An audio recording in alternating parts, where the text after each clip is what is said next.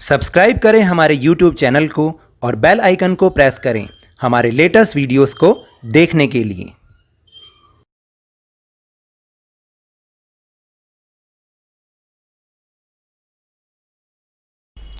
Hello and welcome to Lavneesh Sir की class.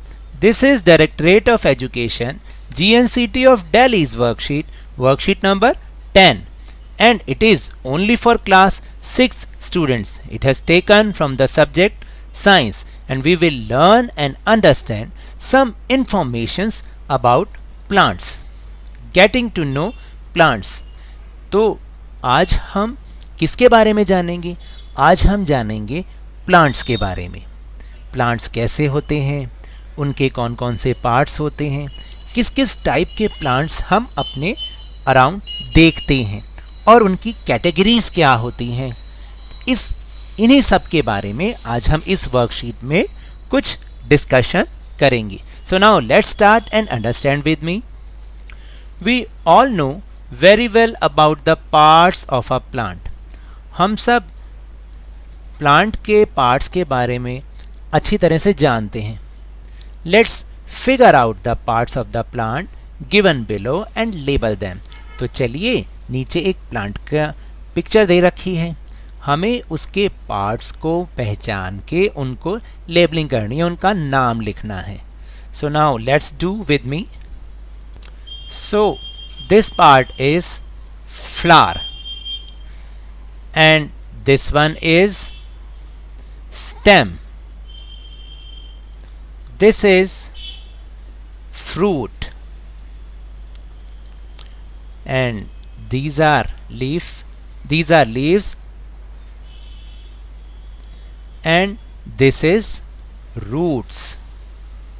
Okay, तो हम सब पहले से ही जानते हैं, लेकिन आज हमने इनको अच्छी तरह से देख के इनकी लेबलिंग भी की। In our daily lives, we observe the plants around us. Some of them are even present in our homes in the form of house plants planted by us. तो देखिए, हम अपनी डेली लाइफ में बहुत सारे plants को observe करते हैं, बहुत सारे प्लांट्स को देखते हैं। उनमें से कुछ ऐसे भी होते हैं जो हमारे घर में हाउस प्लांट्स के रूप में हमने ही लगाए हुए होते हैं। Carefully observe their stems and branches. तो कभी आपने ध्यान से उनके स्टेम्स और ब्रांचेस को नोटिस किया है, ऑब्जर्व किया है? तो आज हम उसी के बारे में डिस्कस कर रहे हैं कि इन्हीं ब्रांचेस और स्टेम्स के बेसिस पर वो किस किस टाइप के होते हैं। सो now let's do with me. First is herbs. On carefully observing we get to know that the plants which are shorter in size have soft branches and green stems. For example, coriander and tomatoes.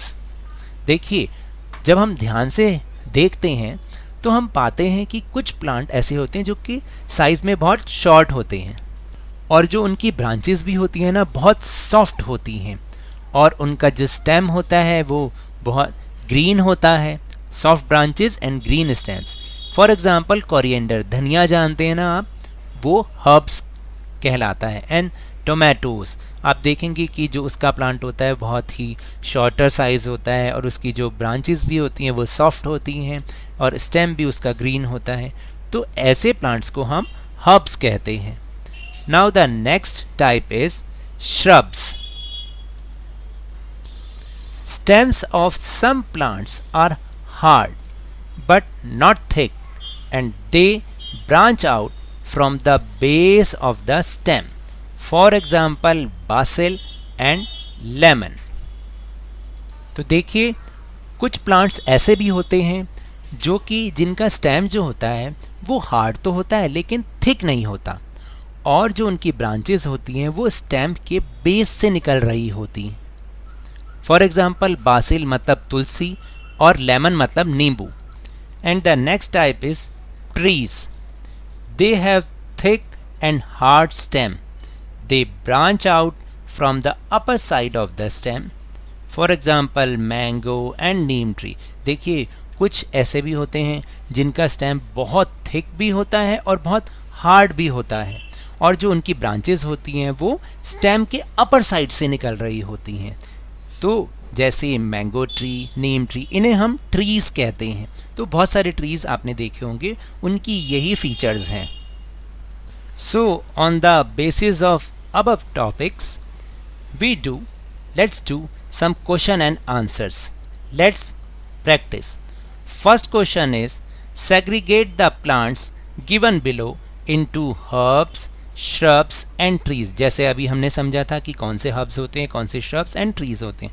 तो यहाँ कुछ plants के नाम दिए हुए हैं, आपको इनको इसमें डिवाइड करना है। तो मैंने इसका आंसर यहाँ लिख दिया है।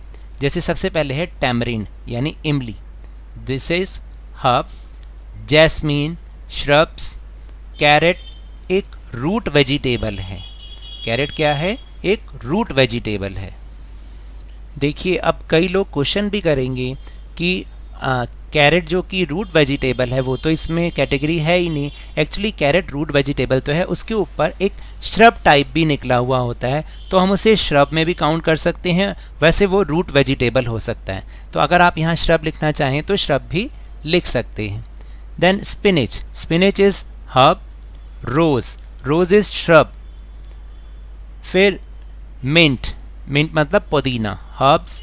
Coconut is tree. Hibiscus, hibiscus is shrub and jamun is also a tree. Then the question number 2 is, stem of an herb is, क्या होना चाहिए आप बताओ? तो इसका आंसर है stem of an herb is soft and green, क्योंकि जो herb का stem होता है वो soft होता है। And the third one is, the branches of a tree spread from the upper side of the stem. जो trees की branches होती हैं वो stem के upper side पर होती हैं। So now that's all for this worksheet. अगर मेरे इस तरह समझाने से आपको थोड़ा सा भी समझ में आया हो तो इस चैनल को ज़्यादा से ज़्यादा सब्सक्राइब कीजिए, लाइक भी कीजिए और बहुत ज़्यादा शेयर भी कीजिए।